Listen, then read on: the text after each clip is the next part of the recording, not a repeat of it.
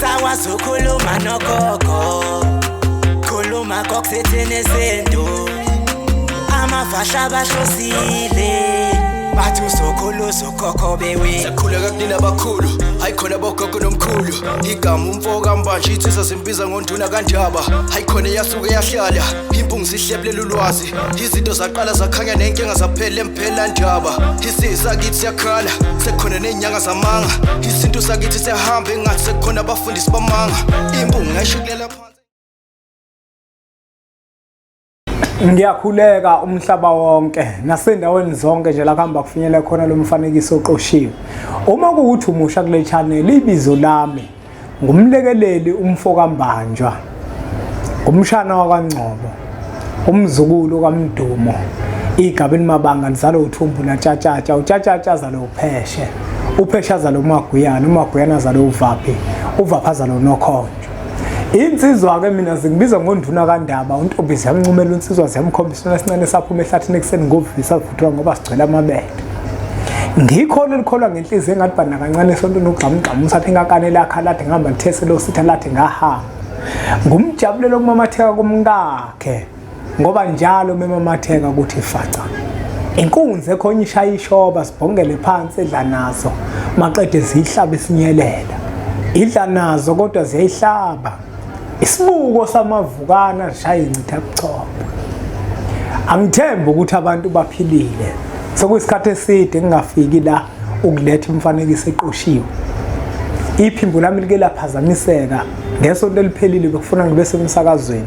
Kwangenzeka ngoba iphimbo belibalekile. Namanje iphimbo lami likakabuyi kahle. Ngangithembisileke ukuthi ngizokhipha umfanekiso oqoshiwe okhulunywa ngokungeniswa kwabantu abadala. Asezukhipha. Umuntu ofuna ukwazi kabanzi nofuna lolo lwazi khona incwadi indlela yesintu athatha ulwazi alibekele isizukulwane sakhe. Incwadi indlela yesintu uma ufika lemphilandaba u600 icopy yodwa. Uma sokuthumelela u700 inyuke emumva. Asezukhipha lo mfanekiso oqoshiwe nayo incwadi indlela yesintu ubhaliwe phakathi ukuthi kwenziwa kanjani. Abantu bakhalile bathi siya duplicate. Bathi abantu encwadini sibhalile namavideo sofundisa ngokunye ake singafundisi ngesikubhalile encwadini okuke encwadini bafuna ukuzitholela kona abantu. Nawe ke kubalekile ukuthi uzozitholela yona indlela yesintu uzobe usukubona konke lokho esikubhalile ukuthi abantu abadala bangeniswa kanjani. Namuhla bafowethu ngifuna ukuza namazwi aqonde kubona bonke abantu abaya kubelaphi bendabuko. Uma befika kubelaphi bendabuko bese kube khona ungejabuli. Ungejabuli ke kubelaphi bendabuko kwehlukene.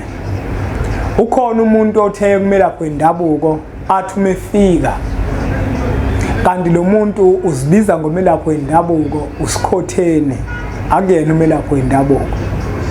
Athe fika afike elashwe ngocansi.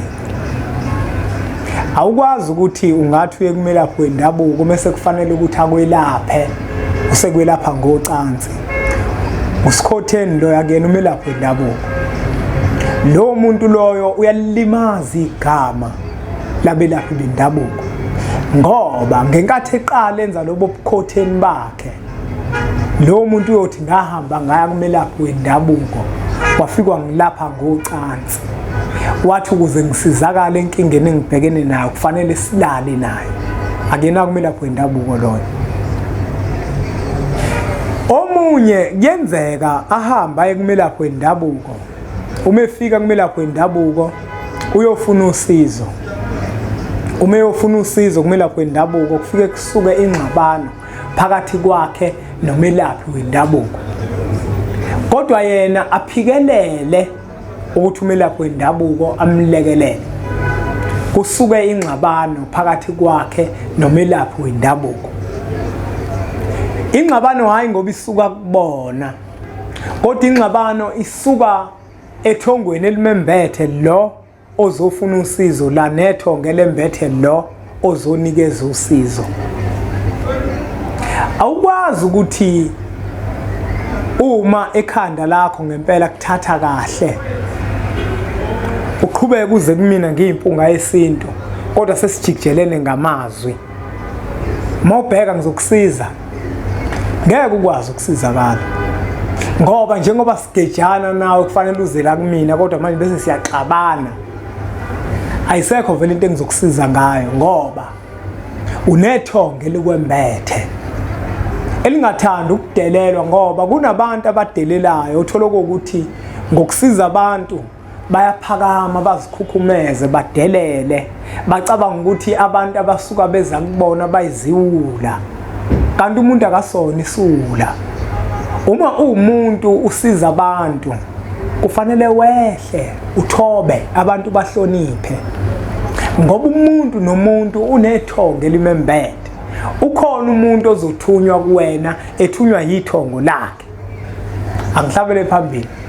Kube khona umuntu othola ukuthi uzosuka ayofuna usizo, umefika la ayofuna khona usizo kumelaphi wendabuko. Afika uthola umuthi bese ungasebenzi.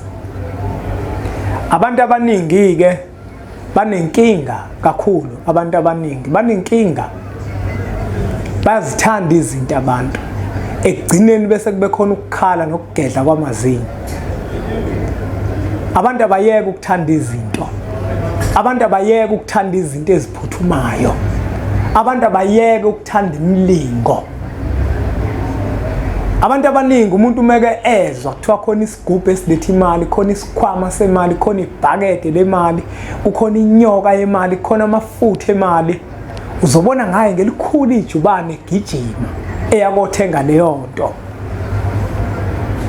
Uma seseyithengile leyo nto esebuye nayo bese angasizakali. Bese athi inyanga imqolile. Kanti imqolanga inyanga imdayisele lento ekade ithi yona iyayenza leyo nto ekade ikhuluma ngayo. Ungajaha ukuthi uqoliwe uma uhambe wayenyangeni wawulanda into engcolile engazwani nethongo lakho. Wayiletha kini izinto zakho zashona phansi kakhulu kunakuqala. Musu kujaha ukuthi inyanga iqolile nawe zinuka amakhwapha okuthi lento kade uyenza bengafanele ukuthi uyenze. Wena uhambe wayolanda into engahambisani nethongo lakho wayiletha ekhaya. Ithongo lakho ilona elalikade likunikeza inhlanhla, ilona elalikade likunikeza insebenzo, ilona elalikade likukhanyisele lakuvulela izinto zakho. Uma sekukhona la ungaboni kahle khona usugijima nenyangeni, uyolanda wena amafutha emali, uyolanda wena isikhwama semali, uyolanda isigubhu wena sokuthi le business leli labantu abadala ufuna lidlondlobale ngesigubhu ekubeni kuyibona abantu abadala abaliqala lelo business balisungula. Wena usufuna ukuzolikhuphula ngezigubhu ucabanga ukuthi wena ikhonto ezohamba kahle. Ayikho into ezohamba kahle. Yeba kukuhle ukuthi ulahlekelwe imali yakhe enkulu kade uthi ufuna usizo. Kodwa kubalekile ukuthi uma umuntu uziqonda isimo sakho akukwazi ukuthi mina njengoba ngiyimpunga yesintu nje ngingagijima ngolanda isigubhu ngithi ngifuna ukuphakamisa umsebenzi. Akukwazi kwenzeka lokho ngoba abantu abembethe mina akubona abantu abazwana nezinto ezibheke eceleni, kodwa abantu abembethe mina badinga ukuthi mina ngikhulume nabo ngibatshela ukuthi mafuza amakhulu nako ngibona kwenzeka ukuthi kwenzakalani bese bayaphendula bangitshela ukuthi lungisa lapha nalapha. Awukwazi ukuthi abantu abadala bazothi bekuphathele izinto zakho bese uthi wena ufuna ukuzikhushulele umuntu ngenkathi uqala uthi lento uyoyikhuphula sekukhona umkhubo owenzayo. Abantu abadala bangeke bahambisane nawo. Uma izinto zakho sezingalungi usuyaqala uthi inyanga iqolile. Abantu nabo bayaganga abantu banesikhathi sokudlala kakhulu. Banesikhathi sokudlala abantu. Umuntu ithongo liyamupha izinto angalibongi ithongo, abona izinto zakhe zifadalala, ahamba enyangeni afuna ukolanda isigubhu, afuna ukolanda amafutha athile ukuthi umsebenzi wakhe ukhuphuke. Inyanga yini le kade kunikeze lezi zinto kade unazo? Kungani uma sekufadalala bese ufuna ukolanda into ethile? Yindaba ungasho ukuthi lo muntu akakubhekele ukuthi konakele kuphi bese uhamba olungisa lapho wafuna isigubhu wena sokuphakamisa ibhizinisi lakho wenzani. Ubani wekunikele ibhizinisi? Uma lesigubhu sesingasasebenzi, usuxabana nawo manje lenyanga okade ukholelwa kuyona wena ukuthi lenyanga le izokusiza.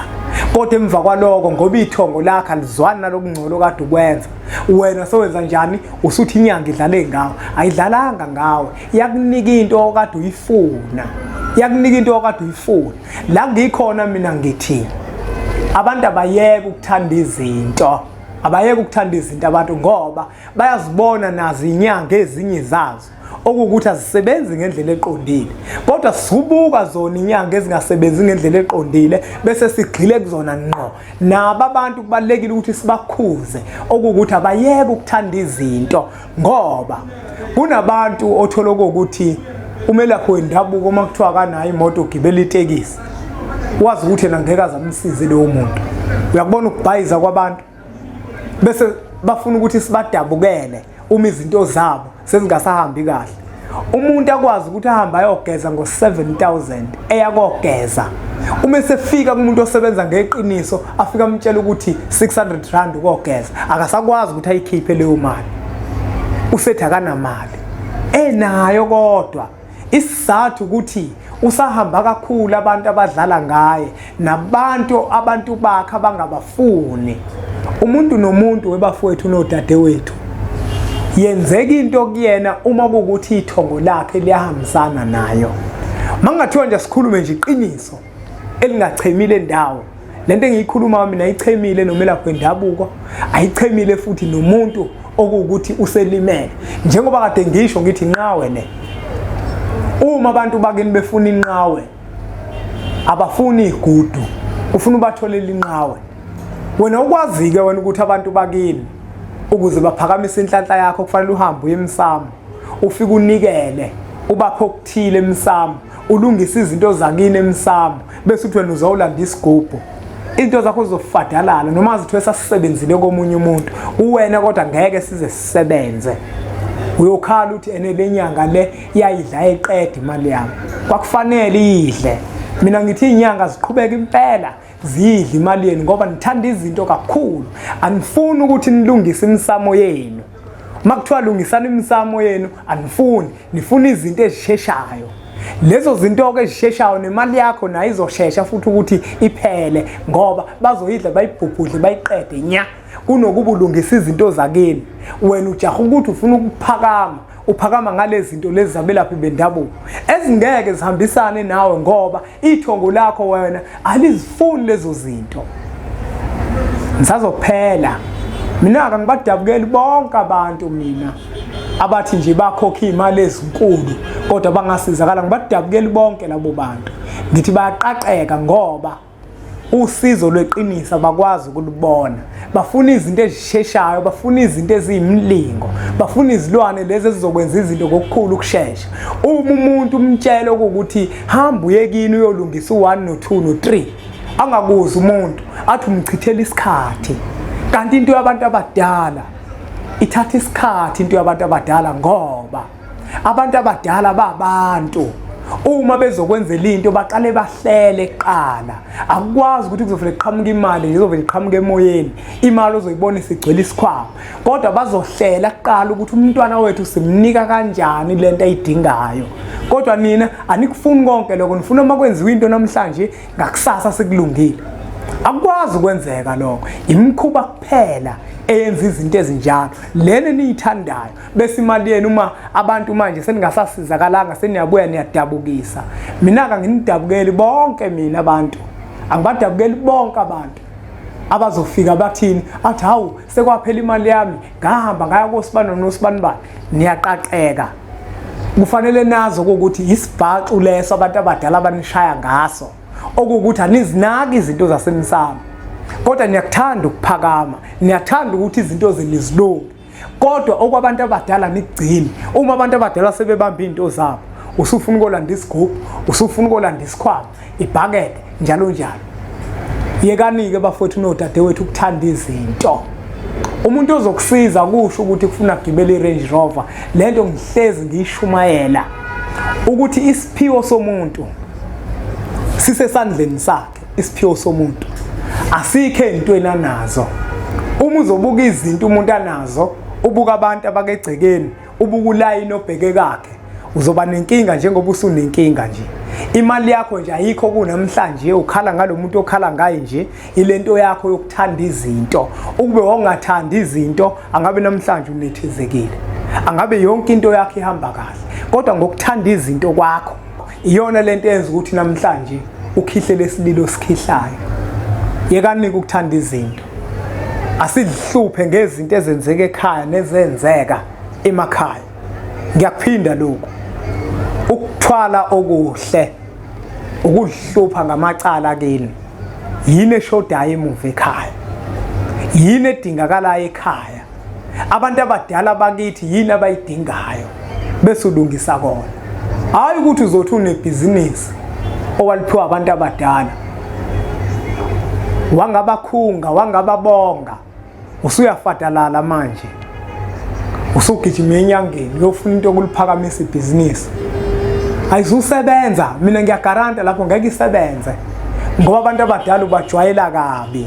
Iyona into ezenza ukuthi ingasebenzi leyo, noma kuthiwa isigubhu esisebenza kanjani ngeke sisebenze ngoba abantu abadala bakini ubajwayela kabi. Kunokuba ulungisa into zabo, uzilungisa ugijima wena uyenyangeni uyofuna isigubhu sokuphakamisa ibhizinisi. Ubajwayela kabi abantu bakini, ingako ungeke usizakale. Kumele kwendabuka adlele leyo mali. Uma nje nisazoqhubeka nje izinto ningazihlaziyi, niyavuka uma kuwukuthi imali yenu iyashabalala, anisizakale niyavuka. Angazi mina ukuthi ekhanda lakho kuthatha kanjani umuntu ethi ufuna ukugeza ngo-7,000. Ucabanga kahle ekhanda uma ubheka wena uthi wahamba ogeza ngo-7,000. Uvume na uhamba okwenza iloan ebank, uhamba uye kogeza ngo-7,000. Ikhanda lakho liyasebenza mawubheka, ithongo lakho mawubheka leyithanda leyo nto. Awukwazi kodwa ukwenza iloan makufanele ukuthi kini kube khona into enziwa, umkhulu wakhe akaphakanyisiwe, isidwaba sikagogo wakhe asenziwe. Awukwazi ukuya ebank uyofuna iloan uthatha u-7,000 uthenga inkomo wenzela ugogo wakhe isidwaba. Kodwa kumele kwendabuka umethi woza azokugeza ngo-7,000. Uyagijima wena uhamba uye ebank. Ekhanda lakho kuthatha kahle mawubheka. Hayi mina anginidabukeli mina. Nakancane, anginidabukeli nakancane. Uzenzile akakhalelwa, ukhalelwa uzumekile. Yekani ukulanda izinto nokuthanda izinto ezisheshayo. Kulungile. Ake sithi ke nje impunga.